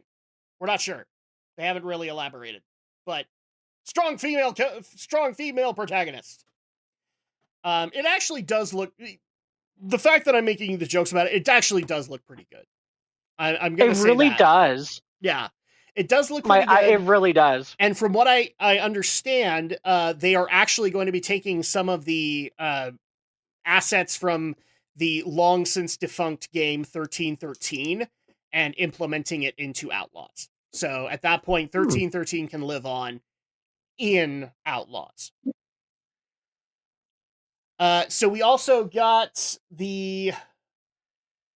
actually a bunch of indie announcements with the Xbox Showcase that I think are all going to have an exclusivity deal with Xbox. So, for example, we have In Exile's Clockwork Revolution. We had Metaphor's ReFantazio, which is actually from the original creators of Persona. So the people who made Persona 1, I believe, are making ReFantazio. We also got the announcement of Payday 3 for all the people that were interested in Payday 3 coming. Persona 3 is officially getting a remaster, or rather a reboot, which has had a 50-50 reaction because apparently they are not going to be bringing back the original cast for Persona 3. They are going to recast everything, and so a bunch of people are mad that their original voice actors and actresses are not going to be brought back to reprise their 4K HD roles. Which, I'm sorry, it's just the way the industry kind of goes. I feel bad for you. I really do. But that's their decision. Yeah. People really wanted me to talk about this, and I've actually talked to Brinton about this. I may actually now have motivation to buy Sea of Thieves because they officially announced that they are going to be doing a DLC pack called The Legend of Monkey Island. Yes, it is a Monkey Island story DLC pack that did actually bring in Ron Gilbert to write it up, and it's just going to be a little DLC edition. And the first thing that I brought up to Brinton, of course, was like, have you ever played Sea of Thieves? Because I might need somebody I want to play it with now. Like I said, it's been a really, really, really long time. I played when it was super brand new, so it's going to be, I'm probably going to have to relearn how to play the game. Well, and correct me if I'm wrong, but all the DLC packs that I've seen for Sea of Thieves have always just added on to the initial gameplay of Sea of Thieves, which is be on the ship, go discover islands, go get buried treasure, etc. This is going to be the first one that has an actual story that you can follow. And which I'm super excited about because because base game isn't like that at all. The story is you're a pirate, go plunder. Exactly. So the fact that this is going to have a story that you can follow is very interesting. Yeah. And yes, I think it will be a lot of fun. Basically, the story is that you will be traveling to Melee Island, and you will be helping out Guybrush Threepwood in his current predicament that we don't know much about, but I believe they've officially said is connected with the last Monkey Island game that came out. So that just gives me more motivation to go finally play Return to Monkey Island and see what happened. But yeah, I'm actually very happy about it for those who are interested. I'm glad that Monkey Island will still live on, because I know Ron Gilbert probably isn't going to be doing anything with the franchise anymore. But if he's willing to help out with this, then that's great. So very happy about that. We also got Senua's Saga is coming next year. So Alex can be excited for that, right? Yeah, Maybe, kind of, sort of. maybe. We'll probably We'll play it. see. We'll, Sure. we'll probably play it at some point. I also love the fact that people wanted to point out this other game to me. This was announced from Capcom. It's called Kunitsugami Path of the Goddess, because apparently it's going to have a lot of the artists that worked on the Onimusha series that are working on this one. I'm going to say this right now. I looked at the trailer and not really very interested. Sorry. I know that people were like, oh, well, you want to see Onimusha come back? Well, this isn't technically Onimusha. So at that point, I mean, we have a long time before they actually come out. So maybe they'll do what they need to do to get me invested. But right now it's not happening. I also did find it funny that Don't Nod also announced that they're going to be making a game roughly like the game Celeste, where you're going to be doing climbing and levels like that, but it's not going to be probably as difficult as Celeste. And for those who don't know, Don't Nod Entertainment is the same company that does Life is Strange. That's the name of it, Correct. right? Yep, you got it. Yeah. So that'll be interesting. And then finally, now we can actually talk about the one thing that Brinton watched, and because Alex probably didn't watch any of these, which was the Nintendo Direct that happened in June, and all the big announcements that came from that. And of course, we have to talk about the weirdest thing that got announced, which was Super Mario Bros. Wonder, which is going to be a new 2D Mario game that I love that everybody seems to be saying it is, which is trippy. And if you guys have seen the trailer, it is trippy. I'm not even gonna lie. You have warp pipes moving around like worms. You have Mario getting a power up that makes him look like an elephant. Yeah, it's kind of nuck and futz. I have no problem saying that. I showed the trailer to Jason because he grew up with original 2D Mario. Yes. And he takes one look at me and he goes, "Can we get it?" And I'm like, "Why are you asking me this? You're an adult." I almost was expecting you to say like, "Wow, Mario's gone a really weird direction since I was a kid." No, he's like, "Can we buy it?" No, I like all joking aside, I even was like, "Yeah, I want to play this too." Yeah.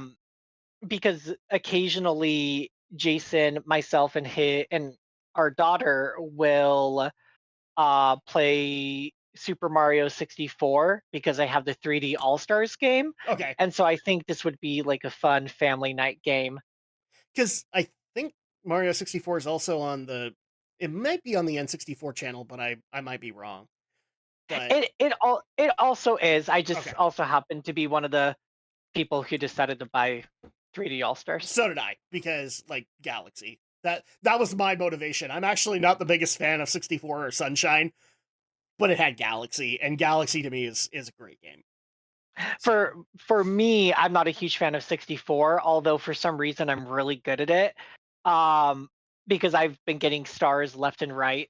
Like it's one of those scenarios where daughter trying to get star, can't get it. Hey, Yeah. oh, Brinton knows what he's doing, and I'm sitting here in the back of my head, and I'm like, I've never gotten to star before in my And entire how old existence. is the daughter? She's 9. Okay. And all so right. Yeah, right. so in that it's age. like, oh, yeah, so it's like, oh, Brinton knows what he's doing. And again, in the back of my mind, I'm like, I've never gotten the star in 32 years. I'm not gonna get it now. And then somehow I finally get it, and I'm sitting there stunned. And they're like, we knew you could do it. And I'm just like, oh my god, oh my god, oh my god, oh my god, oh my god, oh my god, oh my god. Right. But anyway, I think Super Mario Wonder looks super, super fun. It I looks think the animation good. I'm glad the that they're- animation like the animations look super clean, they're very expressive. It was a very random yet exciting game announcement drop. No, I actually liked what was being said by Nintendo afterwards when people were asking about Wonder, and basically them saying that they wanted to have 3D Mario still be a thing, but they also wanted 2D Mario to exist in its own way. And so how do you make the 2D new and interesting? You add in new and unique power-ups, you show what their level makers can do compared to what Mario Maker can do.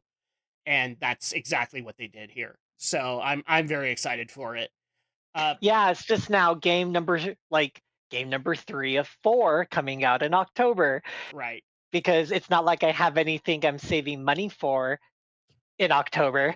Well, I'm going to tell you right here and now, there's actually a game in the holiday season I'm now officially excited for, which is the next announcement we got, which was an official announcement of a remake of the Super Mario RPG Legend of the Seven Stars. I am ecstatic about this announcement. I love Mario RPG.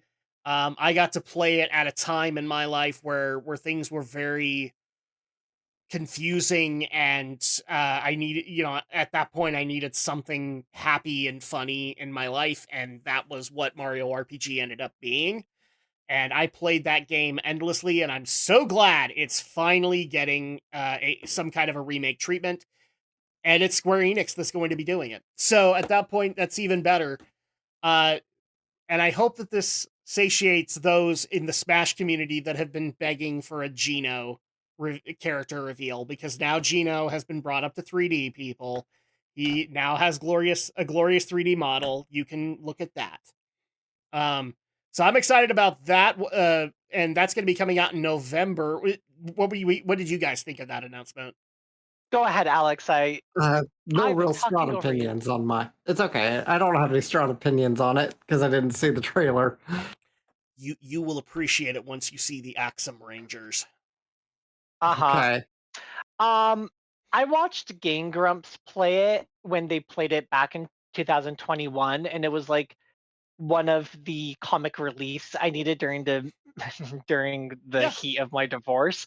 So for me, do I want to play it? I'm still debating. Do I think that it looks incredible? Again, super clean and just completely like a huge facelift to a very cult classic. Oh, absolutely. Oh, it absolutely is. I'm curious if Jason ever played it. When it was first it's very niche. If he did, then he's part of like the niche audience that did, because when Legend of the Seven Stars came out, it was very much tail end of the Super Nintendo. And what I mean by that is Donkey Kong Country had come out, or no, Donkey Kong Country 2 had come out before this came out. So that's how far into the life cycle it was. So a lot of people missed it because they just didn't have a Super Nintendo at that point.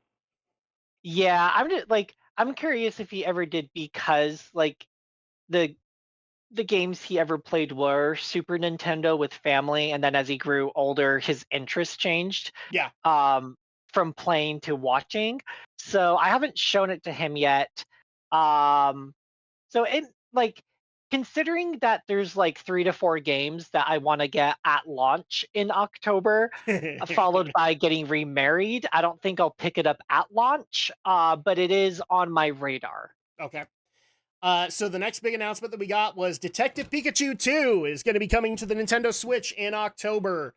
Yeah, there's game number 4. I'm actually really excited for this because I played the original Detective Pikachu on the 3DS, and I'm actually very interested in what they do with this, because it's an interesting expansion to the Pokemon lore in a weird way. So I'm very interested with how they're going to advance the plot in Rhyme City.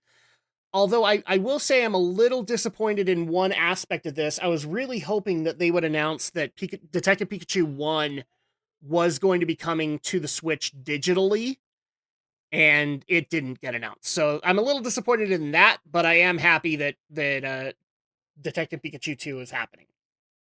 I am so happy that it's finally happening. I have been you and I both have been waiting years for this. So goodbye money in October. I know didn't need you anyway. Right. Mortgage? What's that? Right. Bills? Who cares? Brenton has to spend up to $200 in video games on top of a wedding in October. What's all this about paying for electricity? Oh wait, that powers my consoles. Damn. So this also got announced, but this is actually in tandem with another announcement that happened at the PlayStation Experience this year, was the announcement of the Metal Gear Solid Master Collection Volume 1. And on top of that announcement for PlayStation, we also got announced that I believe it's Blue Point that's going to be working on it, but we're going to be getting Metal Gear Solid Delta Snake Eater. So a full, from the bottom up, remake of Metal Gear Solid 3 Snake Eater, which is considered to be the best of the Metal Gear Solid franchise, and therefore people were very excited to see that come back. I have no problem admitting that I immediately called my older brother, because we're both big Metal Gear fans, and immediately sang the Ballad of Snake Eater from that same game to tell him the news. So for those who are interested, what this is going to include is it will have Metal Gear Solid 1, the PlayStation version. Sorry, Alex, no Twin Snakes. Metal Gear Solid 2, Sons of Liberty, and Metal Gear Solid 3 Subsistence, which is going to include the original Metal Gear and Metal Gear 2 Solid Snake, and also as an addition, because this was not included in that collection, the unofficial Metal Gear Solid 2 that the States made, called Snake's Revenge. So you will be able to get that for the first time in a Metal Gear collection if you want it. So that's actually really cool that they're finally doing this, because Konami has shut up about it. And I will say this really quick for all the people who want to know my opinion on Solid Delta. I am excited that it's going to happen. However, I am disappointed that Hideo Kojima came out roughly a day later and said he is just too busy, and so he will not be overseeing the development of Solid Delta. Because right now he is working on Death Stranding 2, as well as the Death Stranding movie. Yes, in case you guys didn't know, there's a Death Stranding movie coming. I actually didn't know that. Yes, it is definitely happening. Oh my gosh, I have 4 games in October. Good lord. That's a lot. I mean, that hasn't happened to me in a very, very long time. But yeah, it's Spider-Man, Alan Wake, Detective Pikachu, Super Mario Wonder. Just Okay, so moving into the next major announcement that we got was the announcement of Pikmin 4 coming out in July, so it's actually out by now. And for what I've heard, yeah, it's actually really good. It's actually out the day that we're recording this, so it's like it came out today.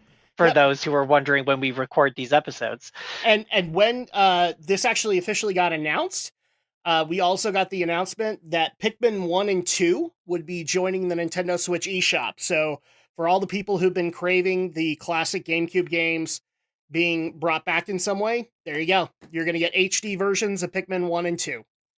So that's awesome. I'm very happy about that. We also got the first look into the Pokemon Scarlet and Violet DLC, or expansion, they're now calling it, because it's going to be the hidden treasure of Area Zero. I have no idea what that means. Brinton, do you know what that means? I mean, I finished Violet. However, I'm not 100% sure what that really means still, if I'm to be honest with you. Especially since, like, the storylines for these 2 parts have nothing to do with Area Zero. Uh-huh. Apparently, so this is going to include the Teal Mask and the Indigo Disc. Yes. The Teal Mask will arrive in fall, and the Indigo Disc will follow in winter. Okay. I have no idea what that means, but all right. Mario Kart 8 is getting a new course, plus Petey Piranha, Wiggler, and Kamek as drivable characters. So, Alex, you know what that means. We'll be playing Mario Kart a bunch more for my daughter. Nice. Because that's going to happen. This was also a really good announcement. Luigi's Mansion Dark Moon, the 3DS sequel, is going to get a remaster on Switch. So now you can have you have 2 and 3 on Switch. Now they just need to bring the original Luigi's Mansion to the Switch, and you'll have all 3. Plus, they announced a Super Princess Peach game. Can people think back as to when the last Princess Peach game came out? I want to say yeah. in the 90s. No, it was actually in the DS era. Oh, really? Yeah, that was when we got a Princess Peach game called Super Princess Peach. I don't know if this is going to be a follow-up, but we're finally going to have yet another game that follows Princess Peach. So there you go, everybody. We also got new gameplay for Sonic Superstars. It looked really good. This was a big announcement for JRPG fans that Star Ocean: The Second Story R, which is a remake of Star Ocean for the original PlayStation, Star Ocean: The Second Story is going to be coming to the Switch and later to PS5, PS4, and PC via the Steam Marketplace. So I'm very happy for JRPG fans that they finally get to have a Star Ocean getting remastered for the Switch. So good on you guys. And aside from that, not really a whole lot else from the Nintendo Direct, I think. Overall, I think there was actually a lot of really good announcements there for people to get excited about. I agree. It was Yeah. a good direct. I was hesitant and nervous about what was going to come next after Tears of the Kingdom finally dropped because there wasn't really any other big announcements besides Pikmin 4. So to see all these games in development, to see a lot of love for Mario coming out soon, excited me.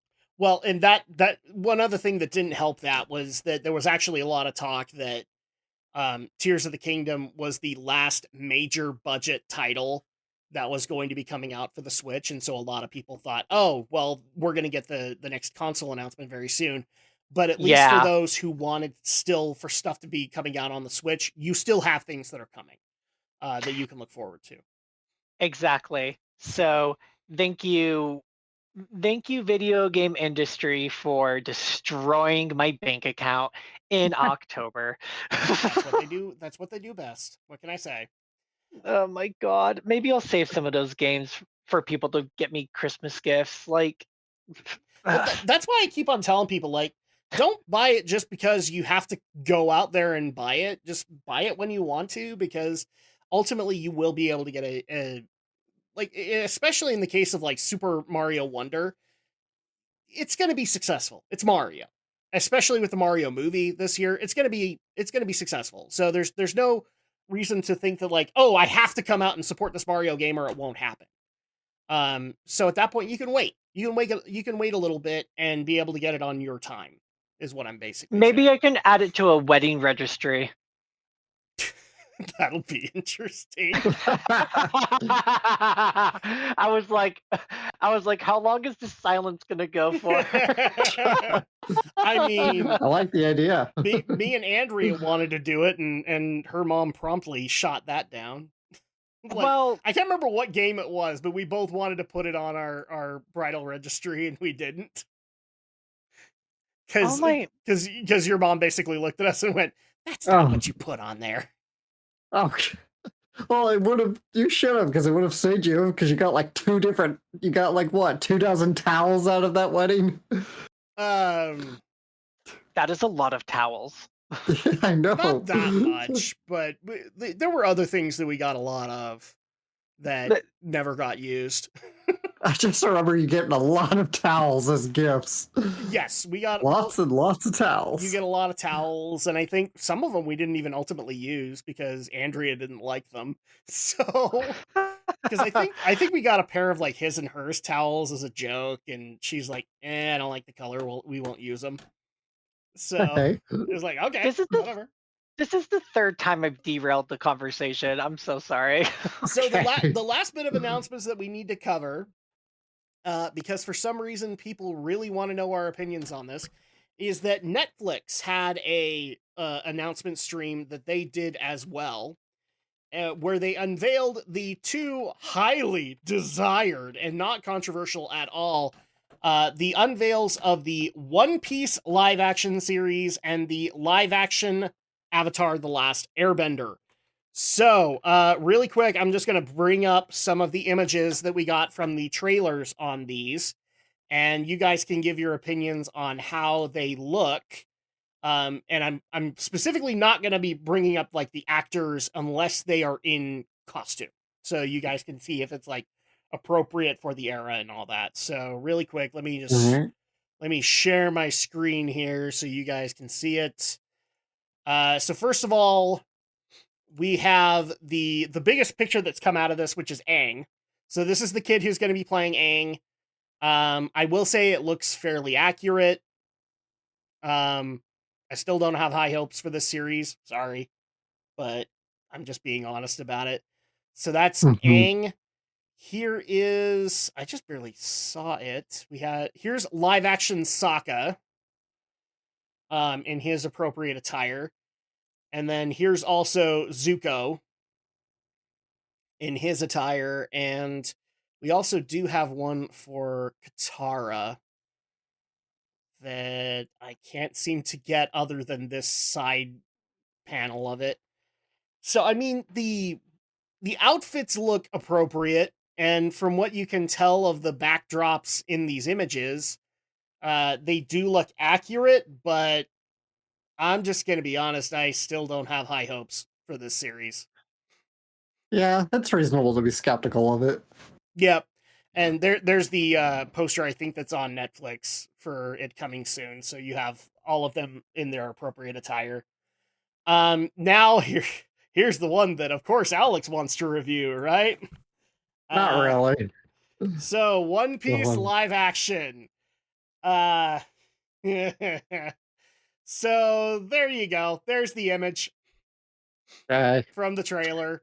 So congratulations, they're all in the appropriate outfits. Yeah, costuming's right, I guess. Costuming's right, I suppose. Nami is not fan, so. Nami is not standout at all, like I thought she was going to be. Sorry, I'm gonna still hit this hammer on the head. Nami is a femme fatale character, and thus should look like it, and this doesn't look like femme fatale. Your No, Usopp, it doesn't. Your Usopp doesn't have an overly enlarged nose. And right here you can see Zolo. He has green hair. Great. We don't know if he'll actually wield 3 swords, but all right. Will he screw the rules? Well, he already did screw the rules because he had 3 swords, but I don't think he's going to be able to actually hold a sword in its mouth. So, probably not. Probably not. Isn't going to break the rules or screw them in any capacity. This is another image that you guys can see. Apparently, this is supposed to showcase that it actually is supposed to be One Piece. Congratulations. It still doesn't look that good. And Nami still doesn't look like a femme fatale. I mean, there's the 3 swords, but for all we know, he'll wield one of them. You know, I don't know why you'd pick something as cartoony as Netflix to transition to live action. There's plenty of anime that would make good live action shows that aren't like super cartoony and deformed like One Piece. I get your argument, Alex, but I'm still going to stick to my original argument. Cowboy Bebop and how well that worked out. I don't trust them with any anime property at all. People can get mad at me for it, but I do not trust them in the slightest to be able to pull off any kind of live action anime adaptation. And my evidence, Cowboy Bebop, as well as their live action Death Note. Oh, yeah, that's completely valid, man. I don't like One Piece. The one thing that really keeps me from like giving it a chance or attempting to watch it is its art style. It's very cringe for me. And then on top of it, what Netflix has done to to their live action anime adaptations has just been a crime against society. So I have no high hopes for this live action production. I mean, the bottom line is that ultimately, like, Alex is right. You picked the wrong anime to adapt because the art style doesn't really lend itself to live action and does not run off of those. I like One Piece, but not everything about it. I'm one of the deplorable One Piece watchers that only watches specific episodes and arcs. I can't watch all of it. There are just points in that series where I have no interest whatsoever. And so at that point, like, I watch specific arcs because I do think that there's some good lore there, but they don't really stick to that lore the entire time. And I don't necessarily hate the art style like you do. To me, it looks like Lupin the Third. So at that point, it just looks like an homage to it. No, Lupin the Third looks better than One Piece. I agree with you on that because I do like the style of Lupin the Third.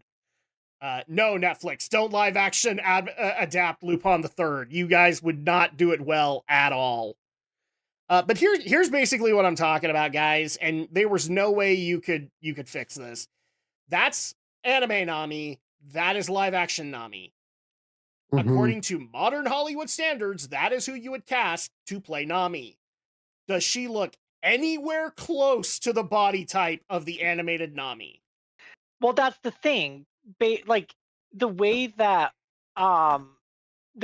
he draws people, like there's no way you could adapt it into live action because nobody looks like the people he draws. Mm-hmm. Well, and this is once again the same problem that they had with Faye in Cowboy Bebop, is that, you know, unfortunately, even though I do not agree with how Daniela Pineda handled that situation, she was correct.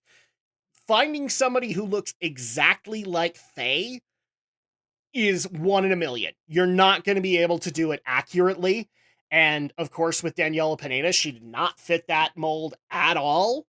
And so that hurt overall, especially when people wanted to see, you know, when you announce that you're going to do a live action reboot of Cowboy Bebop, the first thing that comes to mind with Faye is like, you're going to go hire somebody like Pamela Anderson to go play her. The same thing is going to be the case with Nami. You are picking an actress that I'm sure did as good a job as she possibly could, but she is not going to fill that bodily makeup. She's going to get criticized for it, and I will give her points if she does not respond, but more than likely, she's going to respond. And that's just going to make her look catty, and it's going to hurt this series coming out of the gate. So at that point, why even bother doing this series? And for all the people who want to tell me, well, at least Luffy looks good. Well, I'd debate that. I don't think he looks very good as Luffy. But that's me.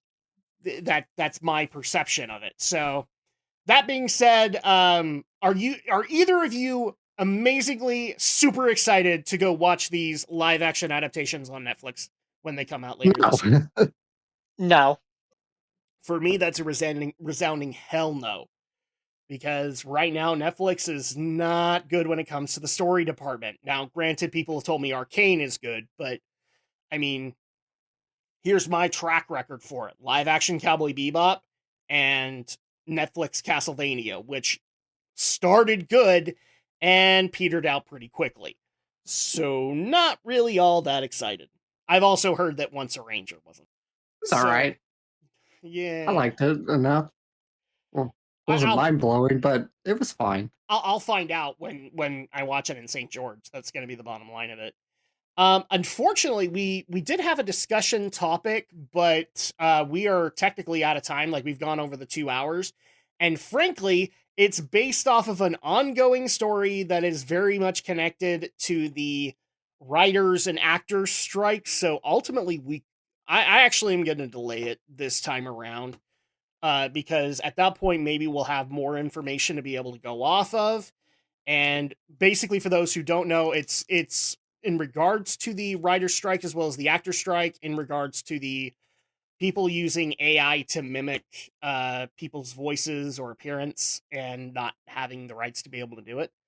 But it's very tied into that strike, so I'm very interested to see how that ultimately is going to end up. And so we might have to cover that in July, but I mean, Alex, do we really think that this is going to be resolved by July? I'm really doubtful. Neither seems to want to budge an inch here. Studios aren't moving, the actors aren't moving. No, and I don't think anything's going to change anytime soon. But that'll actually go ahead and do it for us. So in wrapping up to things, thank you guys so much for joining us. Alex, if they want to be able to watch the content that you provide, how can they do that? I am on YouTube, Shadow Blazer 3000. That is my channel. It's got anime content on it. One of these days I'll make a new video for it, but find me there. I've got lots of other stuff on that channel still, so check me out. And actually, you guys can look forward to Dragon Shadow Live, which is, I've been actually working very hard to be able to bring the past episodes over to that. So you guys can either watch the archives that go up on the channel, or you can join us live on Saturday nights to be able to see the games that we are playing and be able to ask us about these stories directly, or maybe even some stories that just didn't get enough of a radar for us to be able to cover. Brinton, how do people get a hold of you? Through you. I was afraid you were going to answer that. Well, I mean, nobody contacts me directly, but if y'all want to, it's Twitter. Chitorne30. Nobody contacts anybody directly anymore. Well, I mean, it's really the only place that, like, you could, like, my Instagram's private. Please don't look me on Instagram. Yeah. So and I mean, I'm not going to add you on Facebook. So if you want to see all the random shenanigans that I get up to, I've been a little bit more active on Twitter, but it's just been reposting random stuff or commenting on posts of people that I follow. But you're more than welcome to reach out, say hi, ask me my opinions. We can debate a little bit, I guess. Just know that my whole outlook on most things is just I don't care. So it's a great big I don't care. So I may not be as, like, if you're looking for a super huge strong opinion, I may not be your first pick. But you're definitely not the judge from Phoenix Wright, where you absolutely not. Where you basically bounce around like a tennis court. So wait, he makes a good point. Wait, he made a good point.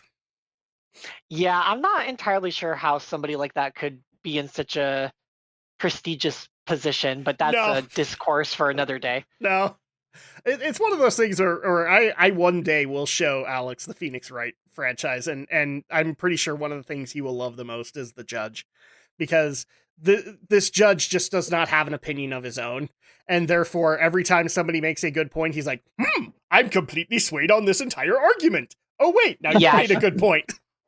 He's not kidding, Alex. That's literally what it is. Yes. The judge is one of the best things about Phoenix Wright, though. So that being said, also, I am going to advertise this just a little bit too. If you guys are also interested, a lot of our episodic content has been doing really, really well, where we take a season of anime or a show and be able to analyze it. And so I'm going to say, if you guys want to watch the current stuff that we're working on, currently myself, Alex, and Brinton are working on the Battle City duels in Yu-Gi-Oh! And actually, I'm very excited because as of this podcast, the next one that we're going to be recording is Yu-Gi versus Strings. So I'm very excited to be able to cover that one. You can also check out me and Andrea covering Rising of the Shield Hero Season 2. And currently, at least with the episode that we have right now, we're not all that impressed, but the story hasn't heated up yet. So when we get up the later episodes, you'll start to see a little bit of a change. So I'm looking forward to that. And thank you guys so much for continuing to support the podcast. We appreciate it. And if you're brand spanking new, feel free to give a subscribe and a like over to the YouTube channel. We appreciate that. Or you can do the same thing on Apple Podcasts, Google Podcasts, Amazon Podcasts, Spotify, and Player.fm. That helps all of us. You can also leave reviews and stars, likes, however the policy works on those given platforms, and it supports us, and we really do appreciate it. And we will be back next month to wrap up the month of July, so we will see you guys then for that. Until then, have a good day or night when you're listening to this, and we'll catch you guys later.